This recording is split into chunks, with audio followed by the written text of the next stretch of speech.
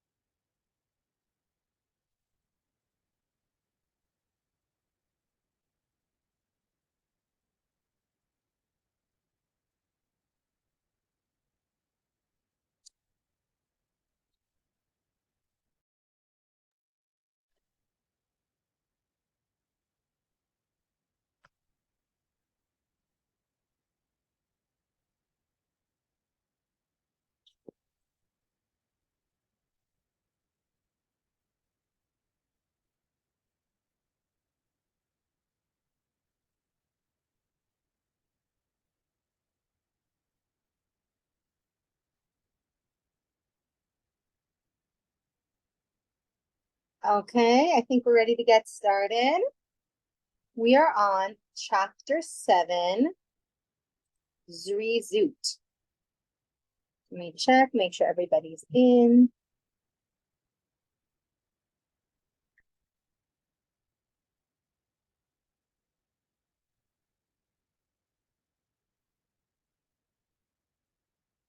Okay, chapter 7, the components of Zri Zut. So just to remind everybody, last time we met, we spoke about what is Zri Zut? What is this motivated, aligned action that we were talking about? And now we're going to talk about actually building it. Zri Zut can be divided into two components. One that happens before we take action, and the second once the action has started. The first means that one should not postpone doing a mitzvah, but when the opportunity presents itself or comes to mind, promptly perform it without delay. Allowing even a brief period to elapse permits opportunities of various kinds for the Yetzer Hara, the evil inclination, limiting beliefs, all the things to come in and keep us delaying doing this act of generosity, act of loving kindness, commandment of God when we first have the inspiration.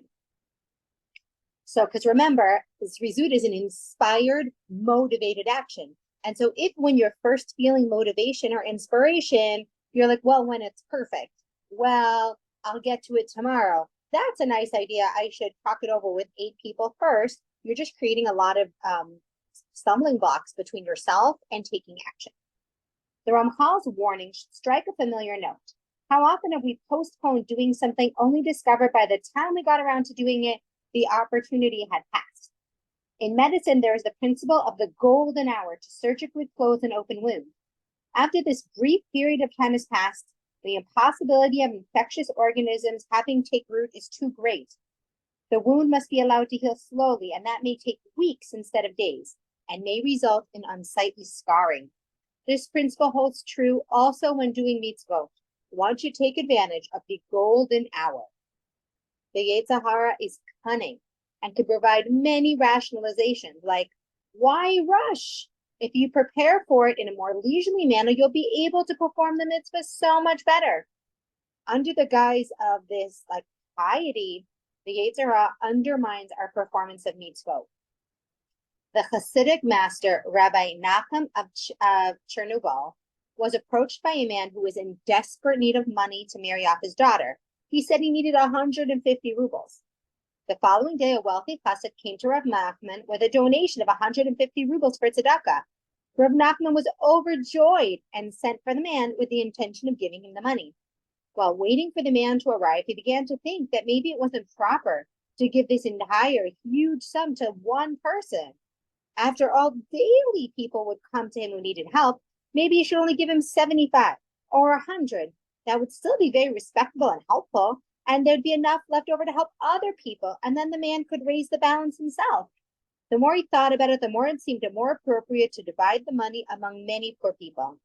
Rabbi Nachman then thought, here I have 2 differing opinions. One is from the Yetzer Hara, the good inclination, and one is from the bad inclination, and one is from the Yetzer Tov, the good inclination. But which is which? He then concluded that his first impulse, which was to give the entire sum to the man, and in all likelihood the subsequent considerations were the work of the Yetzer Hara. Furthermore, it is characteristic of the Yetzer Hara to suggest only once. Tov, the Yetzer Tov, to suggest only once, while the Yetzer Hara is in the habit of nagging. And as much as the thought to give the whole amount to the man occurred only once, and the idea to spread the money was a reoccurring one, the latter must be the counsel of the Yetzer Hara. Okay, this is super powerful, and I want to pause and discuss it for a second, because I can't tell you, if you suffer from anxious thoughts, ruminating thoughts, this is the light bulb moment. That is not your Yetzer Tov, that is not your good inclination. Our good inclination speaks true, clear as a bell once. I should probably do that thing. I should go to the gym. I should drink some water. I should eat some veggies. I should, give money to charity. I should call this friend. If there's an anxiety, I really should have drinking my water, and next time I should drink my water, and I really should do this, and I really should, to hear, the Yetzer Hara is coming in and hijacking you.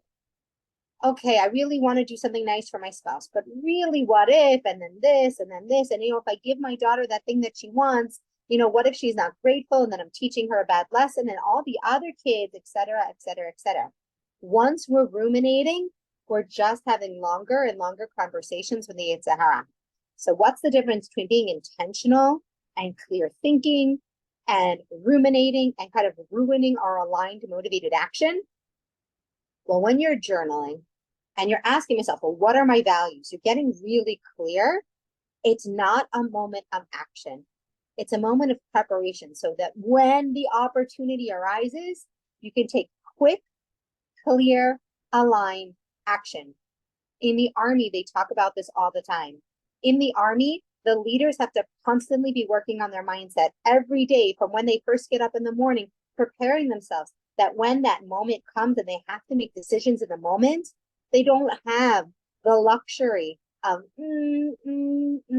because that golden hour, that golden moment is quickly going to go by, and the consequences are going to be huge for not making our choices in this golden hour. We are on page 115, and we're discussing this midah of Zri Zut. And the first thing he said was that when we have an idea to do a mitzvah, we have to do it immediately and take action immediately. We don't want to delay. And if we start debating, well, how should I do it? Maybe this way would be better, this way would be better, this would be better. That's the Yetzer Hara trying to keep us from doing the mitzvah. The slogan, do it now, applies to spiritual matters. Physical gratification, on the contrary, should preferably be delayed to give one the opportunity to reflect whether or not it's essential. It is said that an executive displayed a sign, do it now in the office. His accountant promptly took off with a huge sum of company money. In addiction, we have the prototype of desire for immediate gratification. The addict gives no consideration to whether the grave consequences that may result to yielding his desire. The approaches to spiritual versus physical acts are polar opposites. Spiritual acts, quick, aligned, motivation, speedy action. Physical gratification should be given considerable thought to make sure it's necessary and appropriate. We may be a bit embarrassed if we scrutinize our own behavior to discover that we often reverse things. And while we may be quite diligent in doing the things we like to do, we may be less enthusiastic in doing the things we should do. And one of my favorite phrases that we use in a spiritually minded holistic health coaching is delay, not deny. It's not that you can't have that thing, but that's not when you want to take speedy, immediate action. We want to take speedy and immediate action to do things that are good for us, to do spiritually minded things, to do the hard thing, to cut the salad, to do the workout. But when it comes to things that we're ruminating over, should I? Am I going to feel guilty? Is now the time? Delay. And when you are sure it's the right time and you've given thought to your values and what's good for you, you'll make that decision. We're on page 116. A person who has a fervent desire to serve God will certainly not be indolent, lazy in doing God's will, but he will move with the rapidity of fire, not resting until he brings the mitzvah to its completion.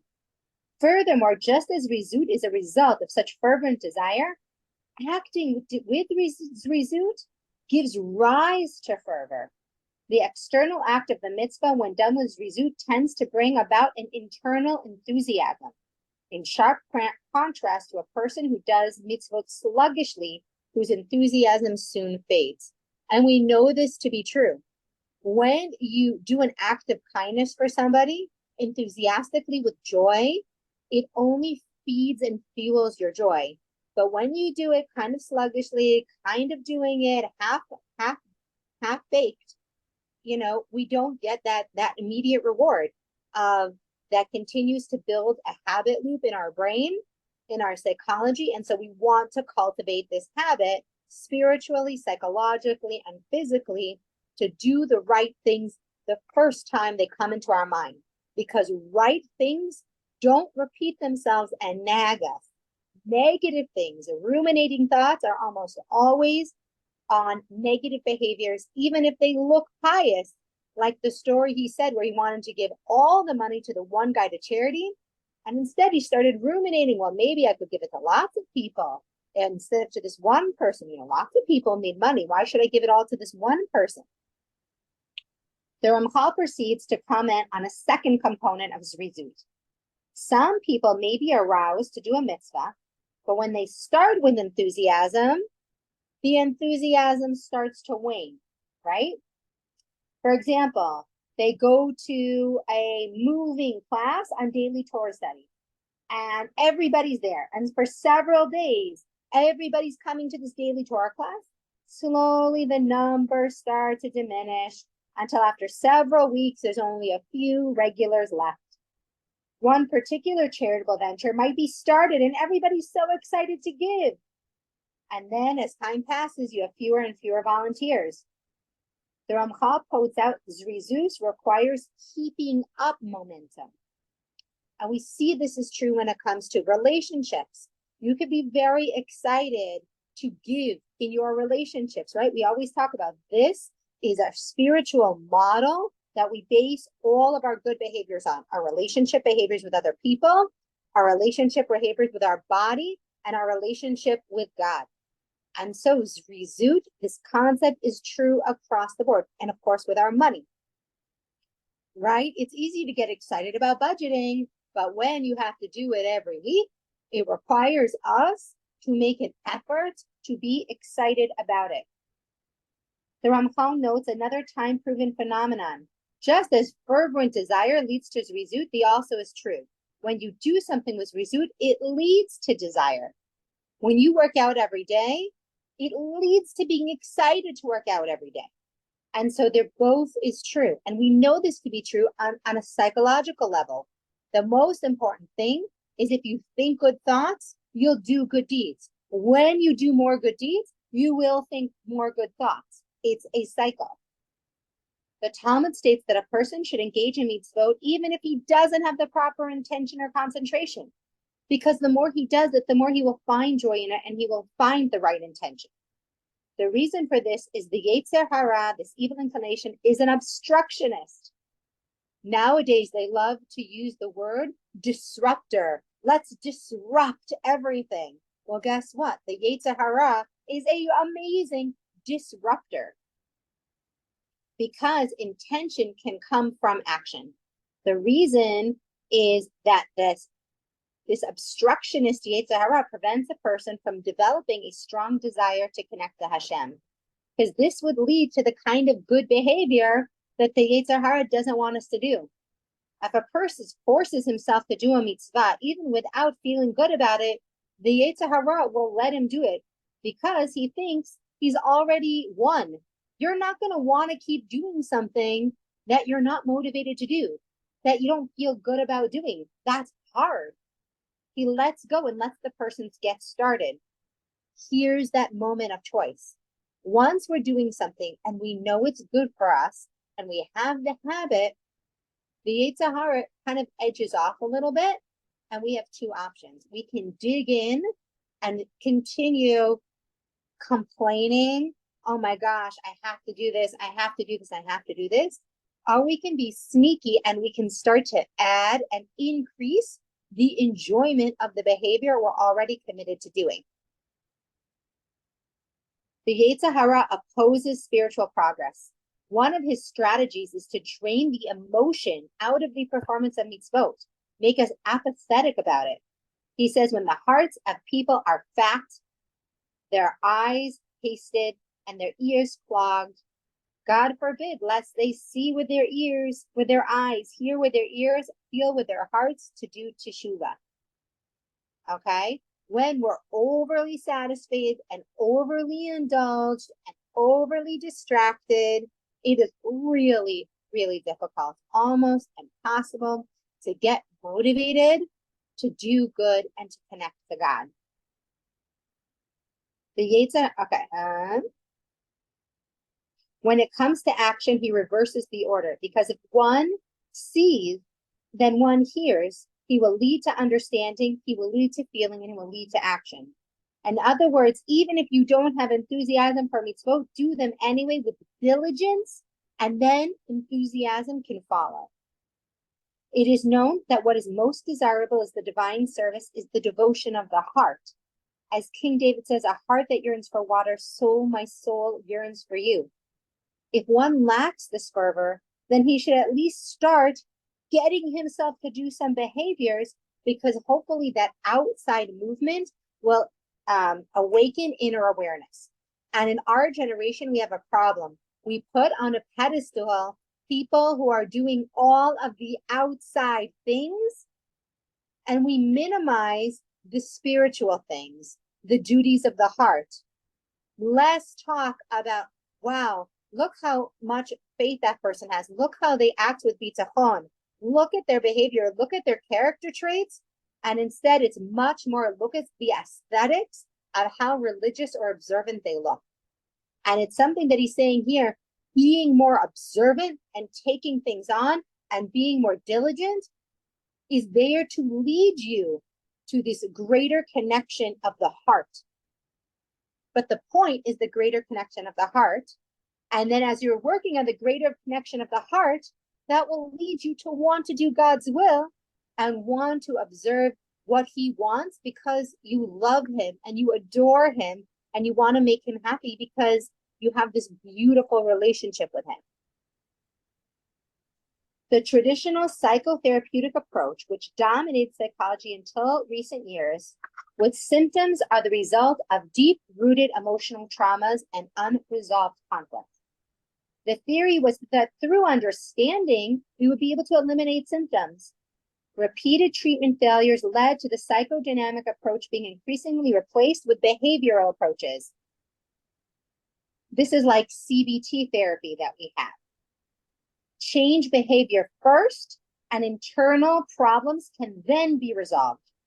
Working from the outside has proven to be much more effective than working from the inside out. While the goal of doing divine will is to have sincere devotion to God, it is a mistake to think that you can only be spiritual at heart, but not in your behavior. Experience has proven that behavior is more likely to arouse your spirit than the reverse. So that is the end of chapter 7. And I want to kind of go over this and we can discuss for a minute.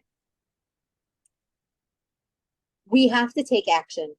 We have to take action by learning bitachon and learning these books that clarify for us the character traits that we want to develop and the relationship with God we want to have. But that relationship can't just live in our heart and in our mind. It has to come out in our behavior. And throughout, when we were learning the Shar HaBitachon, this gate of trust, we kept saying, well, you're going to try to be a good spouse this way, but if you don't have that internal relationship with Hashem, you're going to make this mistake and this mistake and this mistake in your actions. But you're still taking action. If you have this spiritual relationship with God, you have trust, this is how you have to go about acting.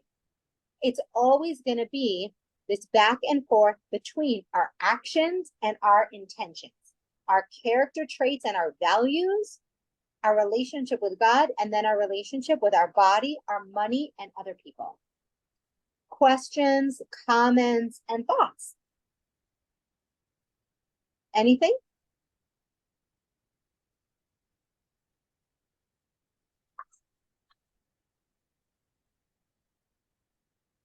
Okay. We're going to do a little bit more because that was a super short chapter, and the next chapter is really only 2 pages. And the next part is, how do we acquire this midah, this character trait called Zri Zut? So we've talked about what it is. We've talked about breaking it down as to what are the things that it's composed of. Now, how do we get it? The means to acquire Zri Zut, page 119, are essentially the same as those for acquiring watchfulness, aka self-awareness. Whereas self-awareness relates to avoiding prohibited things, Zri Zut relates to stimulation to do good things. But otherwise, the two are very similar. However, what can reinforce Zri Zut is an awareness of divine benevolence, constant gratitude and appreciation for the endless kindness which God does for a person. The more we appreciate, the more we feel Zri Zut, motivated, aligned action to pay it forward, to be a source of good for other people on God's behalf, to be his agent of good, to make him happy by being a source of good and love in the world. Our prayers are replete with expressions of gratitude to God.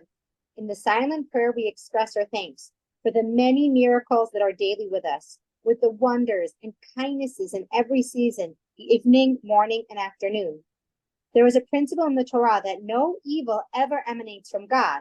His benevolence may be manifest, may be clothed in what we experience as distress, a blessing in disguise.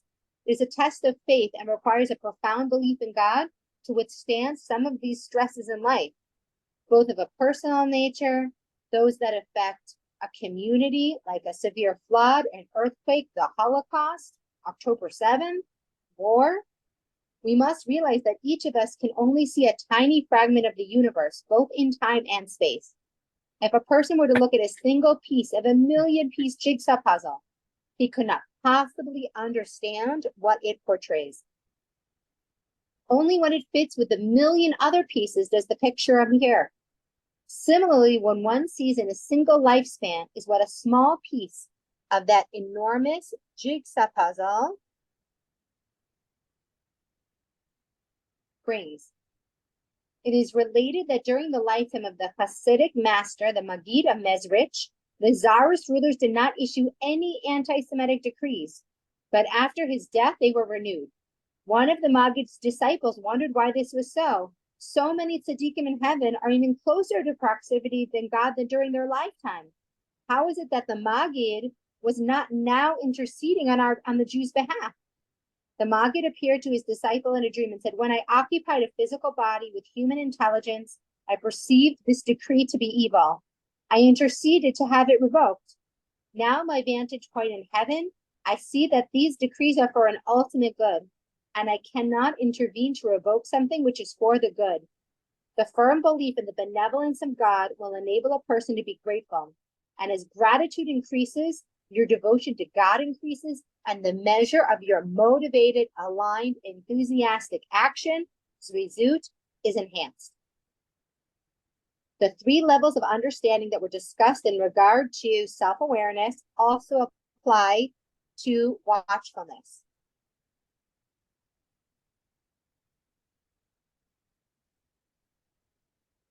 Sorry, hold on one second. Okay.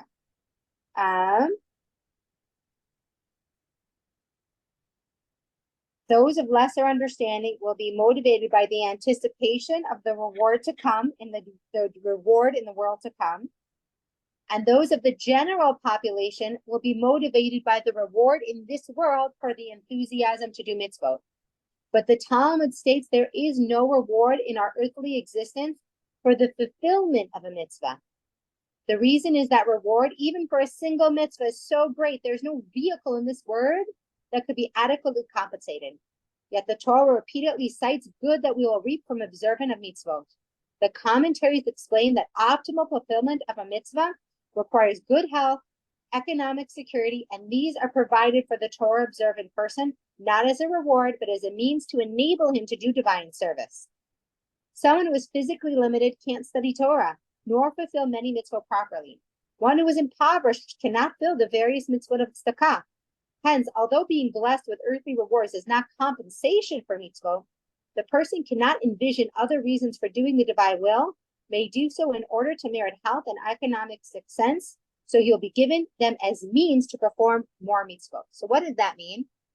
That means we don't get health, relationships, and money as a reward. They are tools for divine service.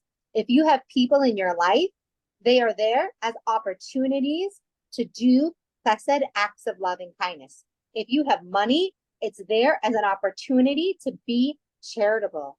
If you have health, it's to give you space and freedom and physical ability to be present and take action on doing all these things.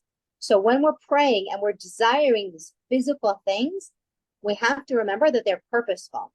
And if we don't have one of these things and we want more relationship, or we want more finances, or we want more health, then we need to check in and say, what am I going to do with it? I want to be more motivated and aligned and enthusiastic about using what I have and doing with it and saying, hey, invest in me. I'm going to use these things for your will.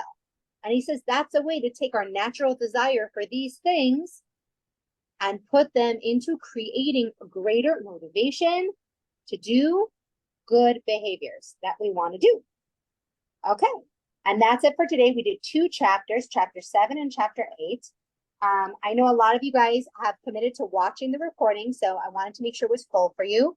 Root, you're here live. Is there anything you'd like to share? No, thank you. It's very nice and food for thought, as they say. Very nice. Wonderful. Where is everybody tonight? Everybody in the WhatsApp group had a million things going on today, and so they're all really appreciative that you showed up and that we're going to have a recording, so that they can pass There's a lot of off. things going on tonight here in my lot as well. A lot of things going on. It's a really, really busy night. I even actually have something right after this. Okay. So wish everybody a great day. Enjoy the recording, and we will continue with chapter 9 next week. Thank you. Bye. Thank you. Bye, Lato.